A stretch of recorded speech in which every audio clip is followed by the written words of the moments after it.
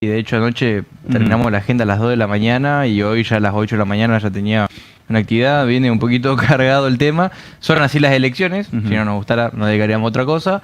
A mí, yo lo vivo con mucha alegría, pero también mucha mesura y responsabilidad. A mí me trae a la política, a la vocación de servicio, mi necesidad casi desesperada de poder hacer algo para cambiar la realidad que vivimos. Elijo, apuesto y dejo todo para poder aportar algo para cambiar 1 metro cuadrado al menos en nuestra provincia.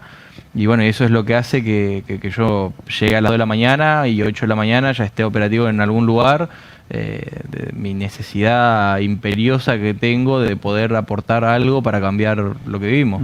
Bueno, mencionabas la pandemia y tiene un contexto muy especial porque en la pandemia es donde quizás tuviste una mayor visibilidad, tuviste mucha difusión en las redes sociales, armaste una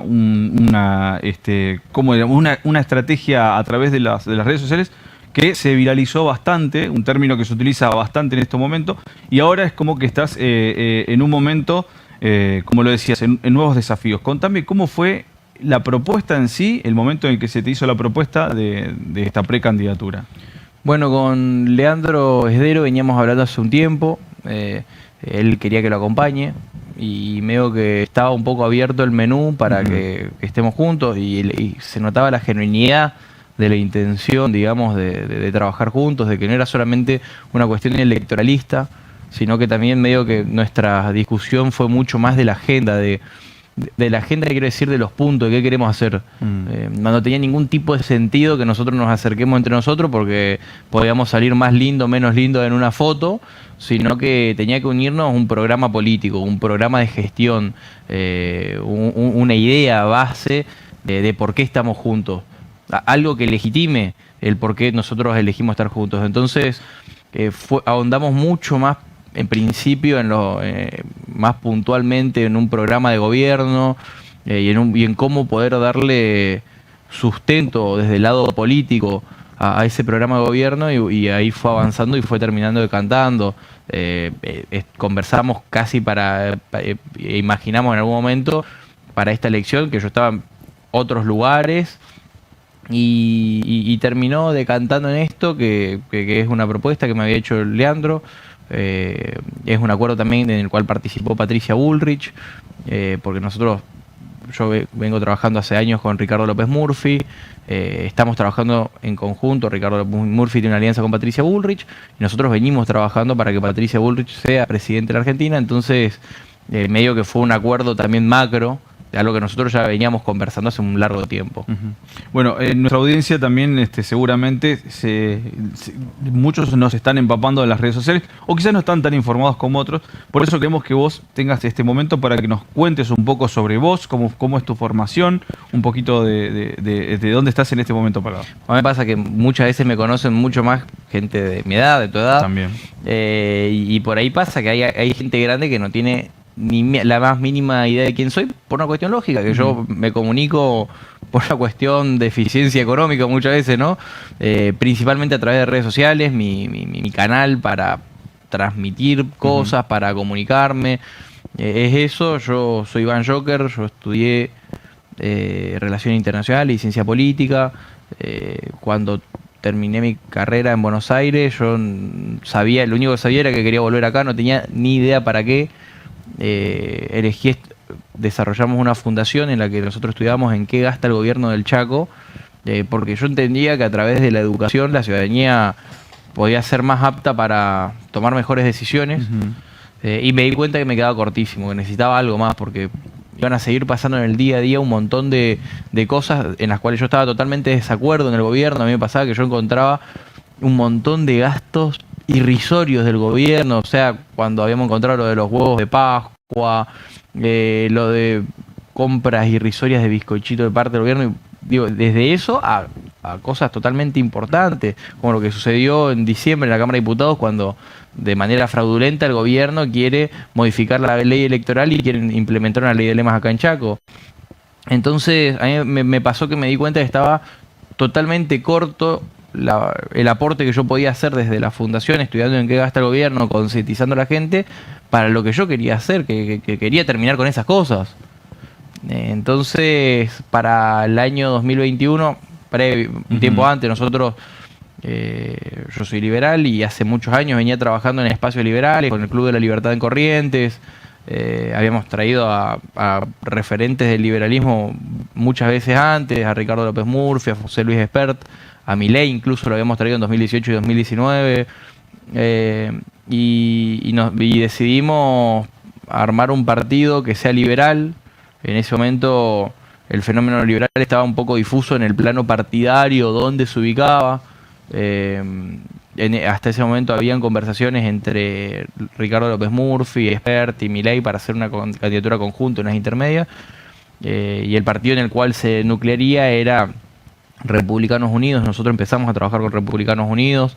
Después pasan las cosas que pasan en la política, que muchas veces por más que hayan afinidades ideológicas o hasta amistades, no se termina confluyendo. Y nosotros seguimos trabajando junto a Ricardo López Murphy este tiempo y bueno, y ahora nos encontramos también trabajando junto a Patricia Bullrich. En 2021 presentamos una lista, tratamos de tener una comunicación muy disruptiva, muy enfocada, porque uno tiene que elegir sus batallas y hacia dónde orienta sus recursos, particularmente en jóvenes, que era en redes sociales y nuestra pecera natural, las redes sociales. Entonces nos era mucho más fácil eso. Y bueno, y ahora nos encontramos en una nueva faceta donde mantenemos eso, pero trataremos también de llegar a otros sectores, de tener una propuesta mucho más integrada probablemente, porque además estamos en una alianza con otros sectores. Sería casi infantil de mi parte desconocer eso, entonces nos obliga a integrar nuestras propuestas. ¿Lo político viene de familia, el interés? No, para nada. En mi casa, mi viejo es médico, mi vieja comerciante, es docente, también mi vieja. Y se hablaba por ahí de política, pero casi de un lugar diciendo son todos chorros. Desde ese lugar yo era muy poco asomo a la política que yo tenía. Yo lo único que sabía era que yo lo que quería estudiar sea para ayudar gente. Veía a mi viejo como médico que ayudaba gente, veía a la gente gratificarle. Yo, de hecho, me había anotado para estudiar medicina y entendí que capaz desde la política se podían dar soluciones estructurales. Muy ingenuo probablemente desde mi planteo, ¿no? Porque después es mucho más difícil hacerlo, pero esa fue lo que me llevó a hacer política. Que yo entendía capaz de que desde la política podía dar soluciones estructurales. A mí me pasaba que mi viejo iba a la zona del impenetrable a hacer consultas gratis. Yo era el que hacía los electrocardiogramas, mi viejo es cardiólogo. Y a mí me pasaba que yo vivía en Sáenz Peña en mi infancia y nunca había visto una persona con Chagas en mi entorno, porque uno se maneja en su entorno, más de niño, y que nosotros íbamos a hacer una consulta. Veíamos gente que vivía hacinada, en casas con condiciones terribles, sin baños y sin acceso a servicios básicos, que todo ese tipo de cosas yo no la veía en mi entorno. Y además, en una familia de 6, 5 tenían Chagas, que mi viejo se dedicaba a diagnosticarle Chagas a la gente ahí básicamente cuando íbamos al impenetrable.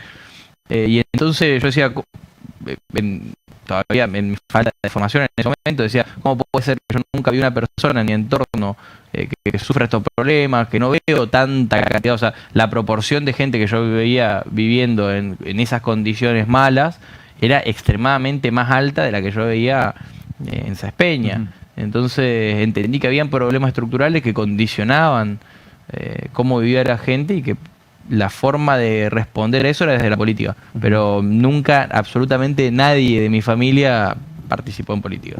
Iván, como precandidato a diputado provincial, me interesa conocer, si vos tuvieras que definir tu participación, el involucrarte en la política en 3 ejes, si lo tuvieras que definir en 3 ejes fundamentales que van a marcar tu futuro, ¿cuál sería?